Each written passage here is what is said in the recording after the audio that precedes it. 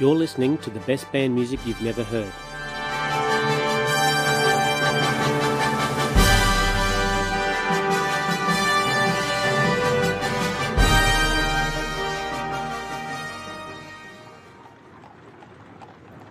The year is 1845.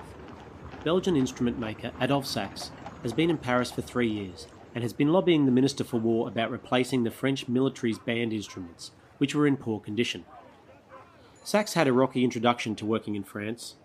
The local instrument makers didn't appreciate the arrival of this young foreigner. Sax was the victim of vicious press campaigns, his best workers were enticed away, a mysterious fire destroyed part of his factory, and he was even the victim of physical attacks. However, Sax's lobbying must have worked, because in 1845 the Minister of War announced a commission to study the condition of French military music. The commission was made up of leading French composers, along with military personnel, and were given several issues to investigate. But the best story comes from when they decided to explore the size and instrumentation of the infantry bands, which are our concert bands, and the cavalry bands, or brass bands. The commission invited anyone interested to submit a recommended plan for the instrumentation of the military bands. The two best submissions came from Michele Carafa and Adolphe Sax.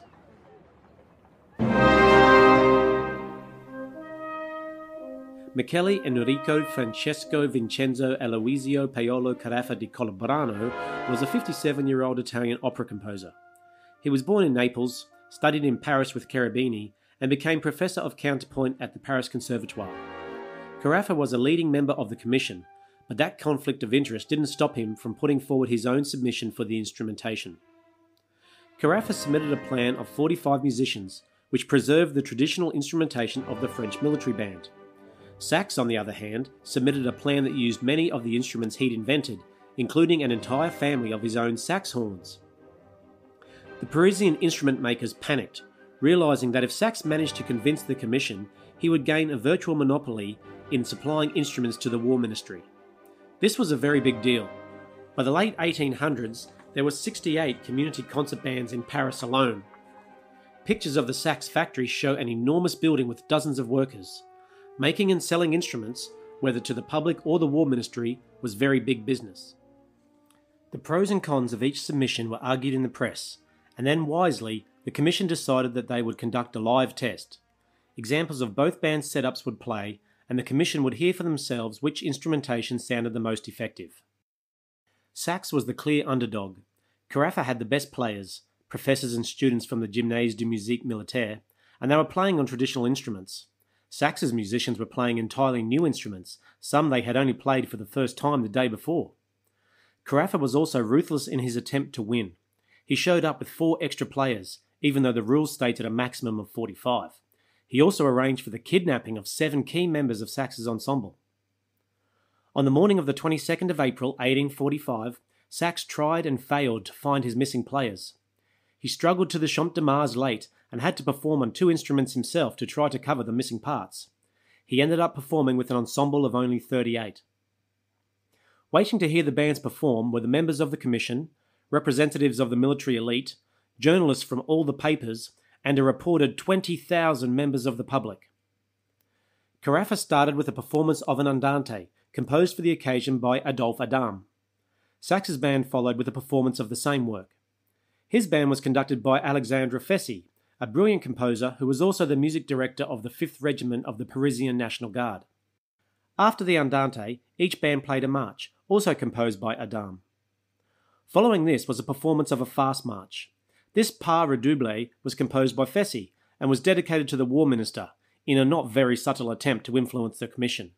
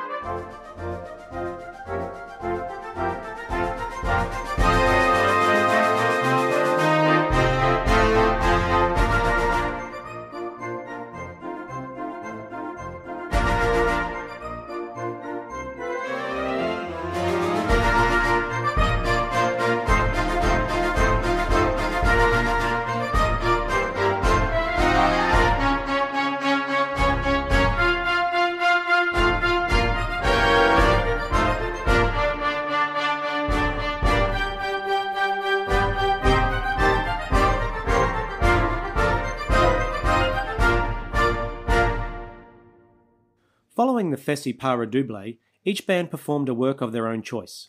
Carafa performed an arrangement of the Overture to Muette de Portici by Alba. Here is a recording of the French Garde Republican Band performing the same overture in 1908. Perhaps on that day, in April 1845, it sounded something like this.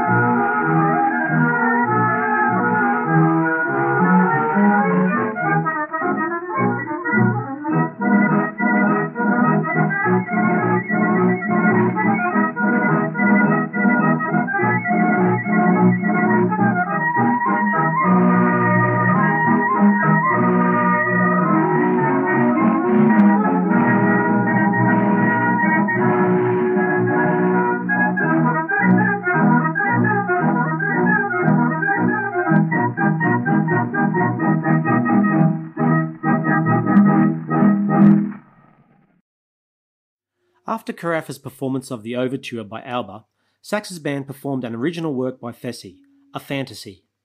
Being specifically created for this event, Fessy was able to compose a work that fully exploited the benefits of Sax's new instruments. This work was Sax's big chance to show what his instruments were capable of.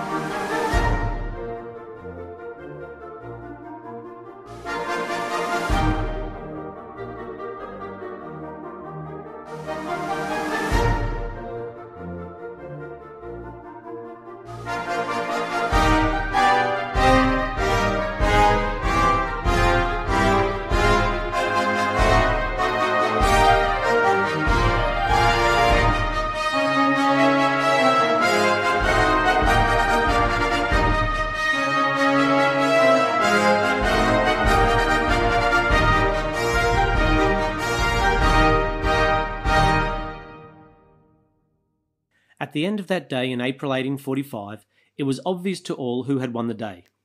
Carafa's instrumentation was 60% woodwinds, while Sax's was only 24% woodwind. Sax's band had a greater sonority which carried over a greater distance, even with fewer players. Carafa and his friends retreated and carried on their anti-sax campaign in the law courts.